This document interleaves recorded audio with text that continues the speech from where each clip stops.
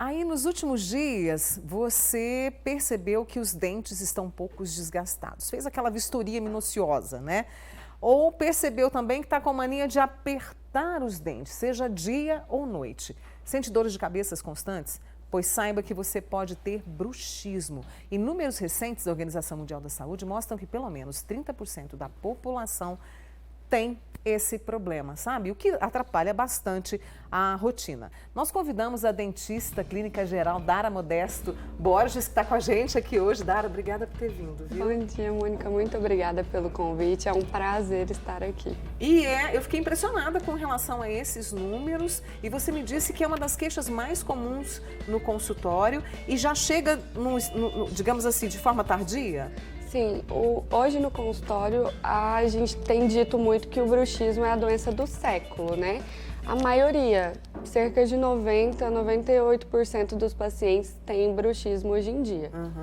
E eu falei de uns sintomas, esses são os clássicos? Sim, é notável, né? Quando a gente vai realizar a avaliação clínica, o paciente que apresenta bruxismo, ele tem sinais bem claros, desgaste nos dentes, principalmente desgaste na parte incisal e oclusal dos dentes, na ponta dos dentes, né? Entendi. Então, assim, é muito nítido e tem níveis de bruxismo. Então, assim, começam com sinais pequenos e vão aumentando, desde dentes quebrados, dentes amolecidos, porque durante o rangir ou apertar os dentes, o paciente tende a desestruturar o esmalte, que é a parte que protege o dente, né? Então, são dentes que quebram com muita facilidade. Isso atrapalha, por exemplo, na hora de mastigar também, Dara? Com certeza. O paciente que tem bruxismo, ele vai perdendo a dimensão, que a gente fala que é a altura entre os dentes, né? Então, com o desgaste, ele perde a dimensão, murcha o rosto, né? E tem dificuldade de mastigar.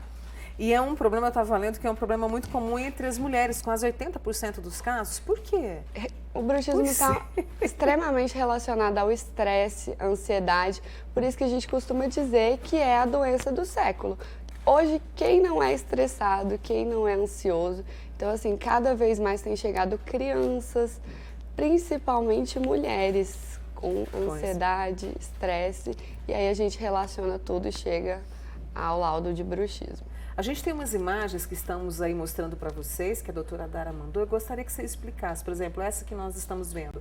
É o desgaste? Isso, é um sinal clássico, né, nos dentes. Ele começa a desgastar na região incisal e oclusal ali, que essa parte de cima dos dentes. É o primeiro sintoma. E aí tem alguns tipos de bruxismo que ele começa a desgastar na cervical dos dentes, que é essa parte de baixo aí, está mostrando perto da gengiva. Isso chama lesão cervical não cariosa. É uma lesão que pode ser causada pelo rangir e apertar dos dentes. E ali, inclusive, os dentes da frente, a gente percebe que estão quebrados pelo bruxismo, Dara? Pelo bruxismo, esse desgaste. Você vê que é como se fosse um ruidinho, assim, um desgaste. Não é por trauma. Quando é um desgaste por trauma, geralmente ele tem uma linha reta, né? Quebrou ali, ele segue. O bruxismo não.